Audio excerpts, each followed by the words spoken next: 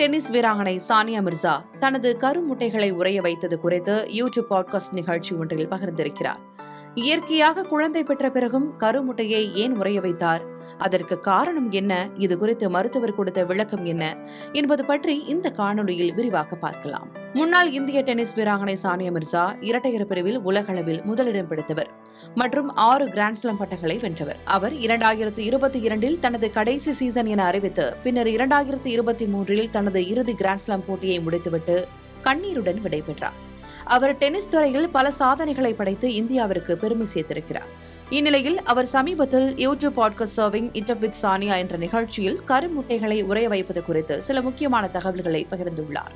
அதில் சானியா மிர்சா தனது முதல் குழந்தையை இயற்கையாகவே கருத்தரித்த பிறகு எதிர்காலத்திற்காக தனது முட்டைகளை உறைய வைத்ததாகவும் இது பலருக்கும் தெரியாது என்றும் கூறினார். மேலும் இந்த முடிவை எடுக்க அவரது நெருங்கிய தோழியான திரைப்பட தயாரிப்பாளர் ஃபரா கான் அவருக்கு உதவியதாகவும் கூறினார். இயற்கையாகவே மகன் இஷானை பெற்ற பிறகு தனது முட்டைகளை உறைய வைப்பது பற்றி சானியா மிர்சா மனம் திறந்து பேசிய போது, உங்களுக்கு இன்னொரு குழந்தை வேண்டும் என்று வைத்துக் கொள்வோம் என்று அவர் கூறியது தற்போது வைரலாகி வருகிறது.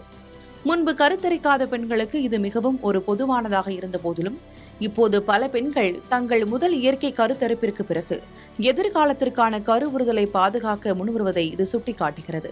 இதுகுறித்து மகப்பேறியல் மற்றும் மகளிர் மருத்துவ மூத்த ஆலோசகர் டாக்டர் உஷா ரஜினிகாந்திடம் தொலைபேசியின் மூலமாக பேசினோம்.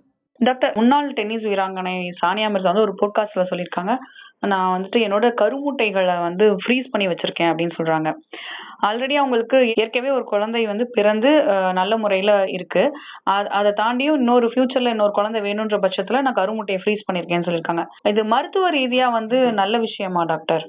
இது கண்டிப்பா நல்ல விஷயம்தான். பெண்களுக்கு பிறக்கும் போது ஒரு ஃபியூ மில்லியன் முட்டையோட அவங்க பிறக்குறாங்க. அதுக்கப்புறம் வயசு ஆக ஆக அந்த முட்டையோட எண்ணிக்கையும் கம்மியாகுது, தரமும் கம்மியாயிட்டே போகுது. ஒரு பர்டிகுலர் ஏஜுக்கு அப்புறம் அவங்களுக்கு ரொம்ப ஃபாஸ்டா கம்மியாக ஆரம்பிச்சிடும். 35 வயசுக்கு அப்புறமா அதுக்கப்புறமா எக் முட்டை நம்பரே கம்மியாக ஆரம்பிச்சிருது. ஸோ இப்போ நார்மலா ஒரு தடவை இயற்கையா அவங்க கன்சீவ் ஆயிட்டாங்க, குழந்தை இருக்கு அப்படின்னா அதுக்கப்புறம் அவங்க இன்னொரு குழந்தைக்கு ஒரு இடைவெளி வைக்கணும்னு நினைப்பாங்க. ஒரு மினிமம் நாங்க 3 வருஷம் சொல்லுவோம். 3 வருஷத்துல 5 வருஷம் வச்சாங்கன்னா அவங்க வயசு ஒரு 35 36 ஆகுதுன்னா அந்த நேரத்துல அவங்க கன்சீவ் ஆகலாம் ரெண்டாவது குழந்தைக்கு நினைக்கும் போது முட்டையோட எண்ணிக்கை அவங்களுக்கு கம்மியா இருக்கும், தரமும் நல்லா இருக்காது. அதுக்கு நம்ம என்ன பண்ணலாம்னா அந்த எக்ஸை நம்ம ஃப்ரீஸ் பண்ணி வச்சிடலாம். உரைப்படுத்தி வச்சிட்டோம்னா அந்த முட்டைய அவங்க இயற்கையா ட்ரை பண்ணலாம் அந்த 3 வருஷம் இன்டர்வல் கழிச்சு.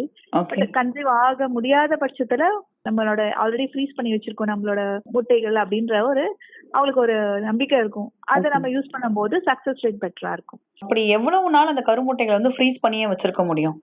10 வருஷம் வரைக்கும் வைக்கலான்னு இருக்குங்க இப்போதைக்கு ரூல்ஸ் படி. ஓகே, இப்ப எந்த வயது வரைக்கும் பெண்கள் அந்த முட்டைகளை உறைய வைக்கலாம்? 35 வயசுக்கு அப்புறமா அதோட நம்பரும் அதோட தரமும் கம்மியாகிறதுனால அதுக்கு முன்னாடியே பண்ணிடுறது ரொம்ப நல்ல விஷயம். இப்ப ஆல்ரெடி ஐவிஎஃப் முறை, இன்விட்ரோ ஃபெர்டிலைசேஷனுக்கும் இதுக்கும் ஏதாவது வித்தியாசம் இருக்கா, இல்ல ரெண்டுமே ஒரே முறை தானா? இன்விட்ரோ ஃபெர்டிலைசேஷன் அப்படின்னா முட்டையையும் உயிரணுக்களையும் நம்ம உடம்புல இருந்து வெளியில எடுத்து அதை ஒரு லேப்ல ரெண்டையும் ஒன்னா சேர்த்து கருவா ஆக்கி அந்த கருவை திருப்பி கர்ப்பப்பையில வைக்கிறது தான் இன்விட்ரோ ஃபெர்டிலைசேஷன். இன்விட்ரோனா அவுட் சைட் த பாடி, ஃபெர்டிலைசேஷனா எக்கையும் ஸ்பெர்மையும் மிக்ஸ் ஆகி கருவா மாறுறது தான் ஃபெர்டிலைசேஷன். இங்கேயும் நம்ம முட்டையை வெளியில எடுக்கிறோம், எடுத்துட்டு அதுக்கப்புறமா உயிரினங்களோட சேர்த்து வைக்கிறோம். ஃப்ரீஸ் பண்றோம் எக்குனாவே அது ஐவிஎஃப்பும் அதுல இன்க்ளூடட்னு தான் அர்த்தம். ரெண்டும் இதுல ஒரு ப்ராசஸ். இதுல ஏதாவது சிக்கல்கள் இருக்கா உடல் ரீதியாவோ, இல்ல அந்த கருமுட்டையை எடுத்து திரும்பவும் நம்ம வச்சு குழந்தைய பெத்துக்கிறப்போ அதுக்கான ஏதாவது சைடு எஃபெக்ட்ஸோ, இல்ல அந்த கரு ஹெல்தியா வளருமா வளராதா, அந்த மாதிரியான சிக்கல்கள் பிரச்சனைகள் ஏதாவது இருக்குமா? நமக்கு இந்த முட்டையை வெளியில எடுக்கிறதுக்காக நம்ம ஒரு 10 நாளைக்கு இன்ஜெக்ஷன்ஸ் குடுக்கற மாதிரி இருக்கும் அவங்களுக்கு. எல்லாமே ஹார்மோன்ஸ் இன்ஜெக்ஷன், நம்ம பாடியிலேயே வர இன்ஜெக்ஷன் தான். அதை நம்ம இன்னும் கொஞ்சம் நிறைய அமௌண்டா வெளியில இருந்து கொடுக்கறதுனால அவங்களோட சினப்பை கொஞ்சம் பெருசாகும். ஏன்னா அட் அ டைம் நம்ம ஒரு 10 முட்டையாவது வெளியில எடுக்கிறோம்னு பாக்குறதுனால நார்மலா ஒரு முட்டையா அக்கமடேட் பண்ற அந்த சினப்பை 10 முட்டை போது பெருசா ஆகுறதுனால ஹைப்பர் ஸ்டிமுலேஷன் அப்படின்ற ஒரு கண்டிஷன் வரலாம். அதனால ஹைப்பர் ஸ்டிமுலேஷன் அப்படின்னா அவங்களோட முட்டைப்பை கொஞ்சம் வீக்கமா இருக்கும், அதனால அவங்களுக்கு வயிறு உபசமா இருக்க மாதிரி ஒரு சென்சேஷன், அடி வயிறு வலிக்கிற மாதிரி ஓகே. ரொம்பலாம் முடியாமலாம் போக மாட்டாங்க. மைல்டா இந்த மாதிரி ஒரு டிஸ்கம்ஃபர்ட்டோட தான் இருப்பாங்க. கடைசி ஒரு 4 நாளைக்கு அந்த மாதிரி இருக்கும். ஓகே. அப்புறம் அனஸ்தீசியா கொடுத்து மயக்க மருந்து கொடுத்து நம்ம முட்டையை வெளியில எடுக்கிற மாதிரி இருக்கும். ஓகே. அதனால மயக்க மருந்து கொடுக்கறதுனால அவங்களுக்கு அந்த வாமிட்டிங் சென்சேஷன், ட்ரௌசினஸ் அதெல்லாம் இருக்கும். ஓகே. அப்புறம் மைல்டா ஒரு பெயின் இருக்கும் எடுத்துருக்கிறோமா. இந்த மாதிரியான மைல்டு சிம்டம்ஸ் தான் இருக்கும். ரொம்ப சிவியரா இருக்காது. 100 பேர்ல ஒருத்தர் 2 பேருக்கு மரபு ரீதியா பிரச்சனைனா இந்த ப்ரொசீஜர் பண்றதுனால 2ல இருந்து 3 பேருக்கு வரலாம். அப்படிதான் இருக்கே தவிர ஓகே. அதிகமா இருக்க மாதிரி இல்ல.